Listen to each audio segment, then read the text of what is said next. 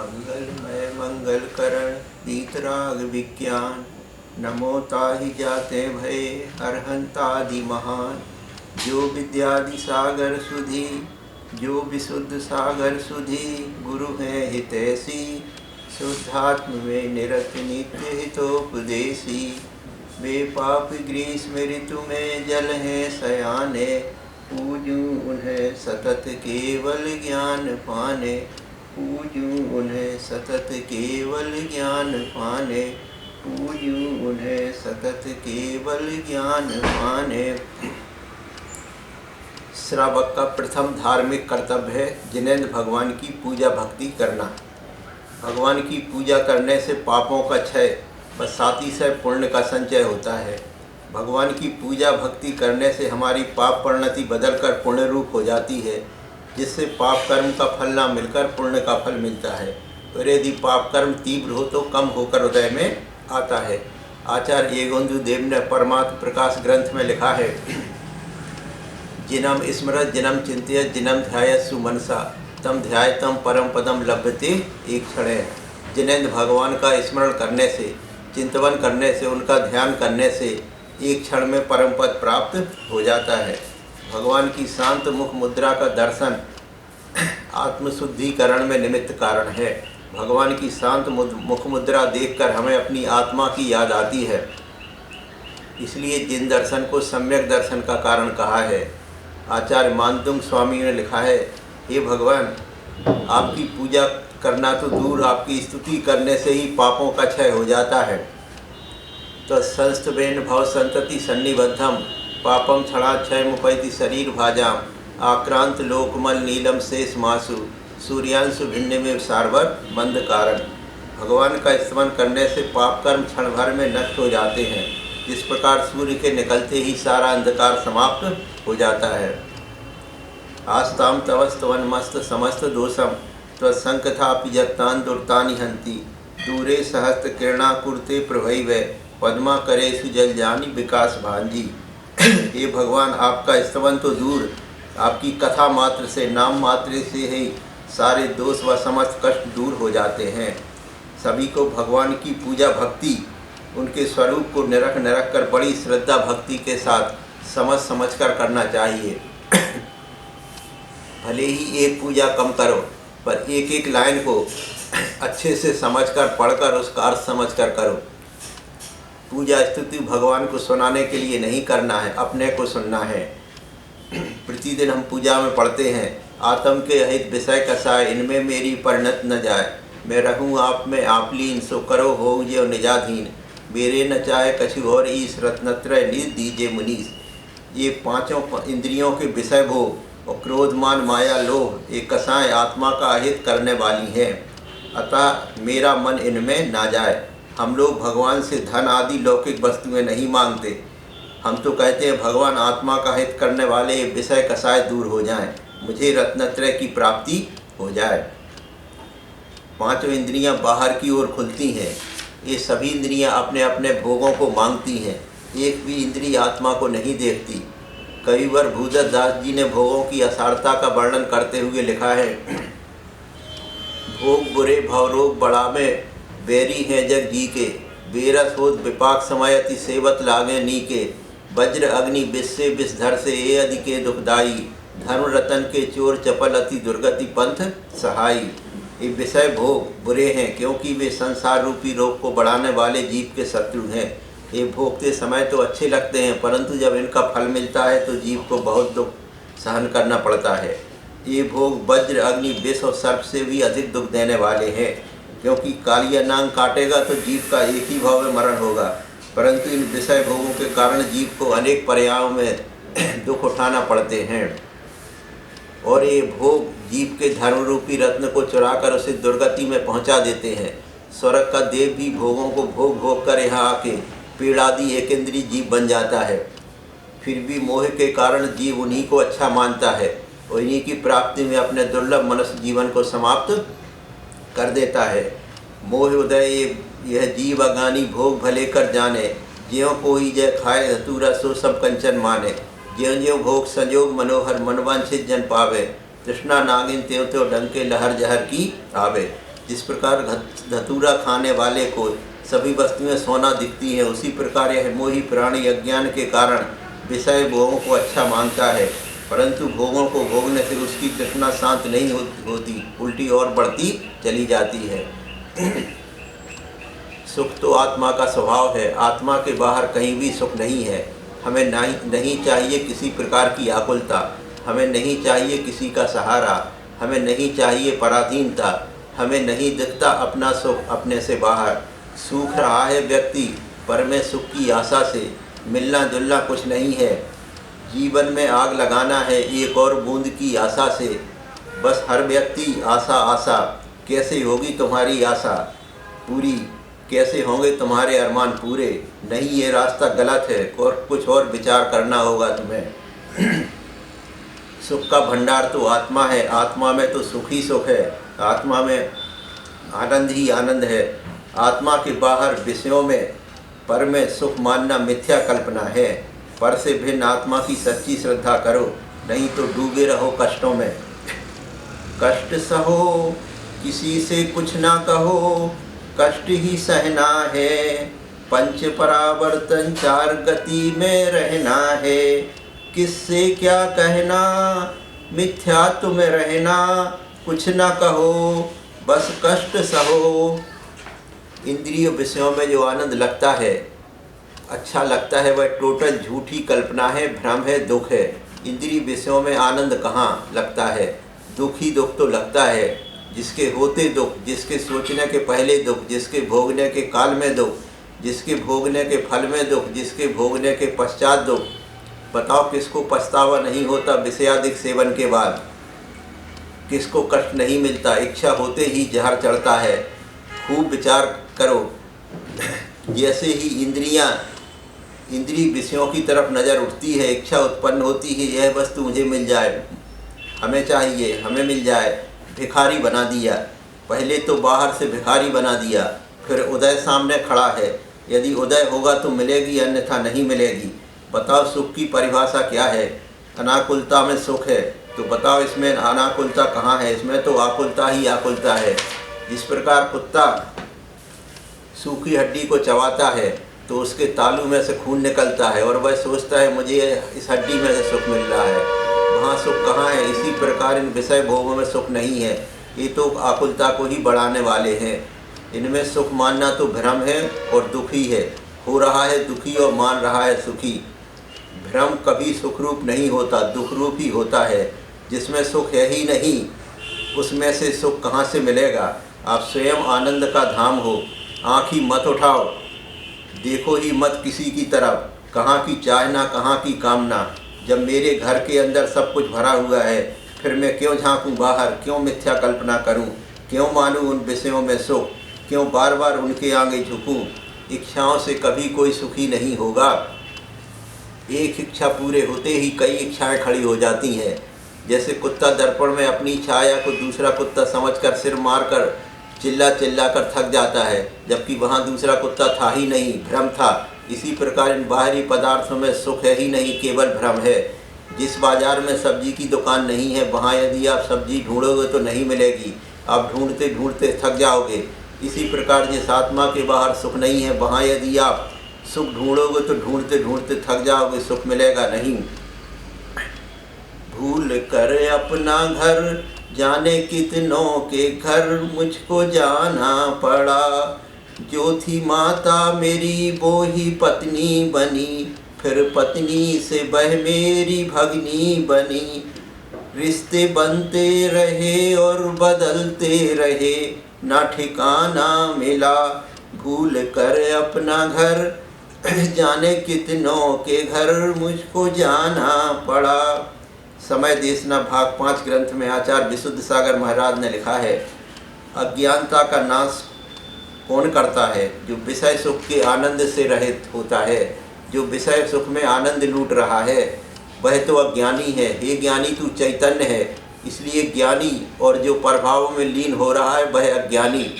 अतः यदि ध्रुव ज्ञानी बनना है तो प्रभावों को छोड़ दो और निज भाव में लीन हो जाओ। ज्ञानी जब ज्ञान से निज को ज्ञेय बना लेता है तो स्वानुभूति प्राप्त होती है। और जब निज ज्ञान को परगेय में लगाता है तो परानुभूति प्राप्त होती है। यह जीव विषय भोगों में इतना उलझ जाता है कि इसे समय का ध्यान ही नहीं रहता। भर्तृहरि जी ने वैराग शतक में लिखा है, भोगो न भुक्ता वयमेव भुक्ता, तपो न तपता वयमेव तपता, कालो न यातो वयमेव याता, तृष्णा न जीर्णा वयमेव जीर्णा। हमने भोगों को नहीं भोगा, बल्कि भोगों ने हमें ही भोग लिया। भोग भोगने से तृष्णा पूरी नहीं हुई, उल्टी और बढ़ जाती है। तृष्णा जीर्ण नहीं हुई, मैं ही जीर्ण हो गया। मैंने काल को नहीं बिताया, मैं स्वयं बीत गया। मेरी दुर्लभ मनुष्य पर्याय समाप्त हो गई। जिस मनुष्य पर्याय को सौधर्मिंद झोली फैलाकर क्षण भर के लिए पाना चाहता है, नरकाया को सुरपत तर से सो दुर्लभ प्राणी, उसे हम विषय भोगों में नष्ट कर रहे हैं। अनंत बार अन्य पर्याय प्राप्त करने के बाद यह मनुष्य पर्याय बड़ी मुश्किल से प्राप्त होती है। इस पर्याय में तो रत्नत्रय को धारण करके भगवान बनने की साधना करनी चाहिए थी। नरक में जिसने भाव न भाई, मानुष तन को पाने की, वेश दिगंबर धारण करके मुक्ति पथ को पाने की। लेकिन देखो आज हालत ममता के दीवाने की, चेतन होकर जड़ द्रव्यों से कैसा नाता जोड़ लिया। एक अनजाने राही ने शिवपुर का मार्ग छोड़ दिया, ममता की पतवार न तोड़ी, आखिर को दम तोड़ दिया। यह मनुष्य पर्याय है बड़ी दुर्लभता से प्राप्त हुई है। दुर्लभ है निगोज से थावर अड़ुत्रस गति पाना। अनेक जन्मों में मैंने जो भावना भाई थी, उसका यह फल है कि आज हमने यह मनुष्य पर्याय और जैन कुल प्राप्त किया है। परंतु हमें अपनी महिमा का ज्ञान नहीं, इसलिए इसे इंद्रिय विषयों में बर्बाद कर रहे हैं। जिस प्रकार राजा ने लकड़हारे को बड़ा कीमती चंदन का बाग दिया था, परंतु वह लकड़हारा चंदन के वृक्षों की कीमत नहीं जानता था और उन्हें जलाकर कोयला बना बना कर फूंक रहा था, उसी प्रकार हमें इस मनुष्य पर्याय की दुर्लभता का ज्ञान नहीं है, इसलिए इस नरदेह को विषय भोगों में फूंक रहे हैं। आचार्य समझाते हैं, इन इंद्रिय विषयों में किंचित मात्र भी सुख नहीं है।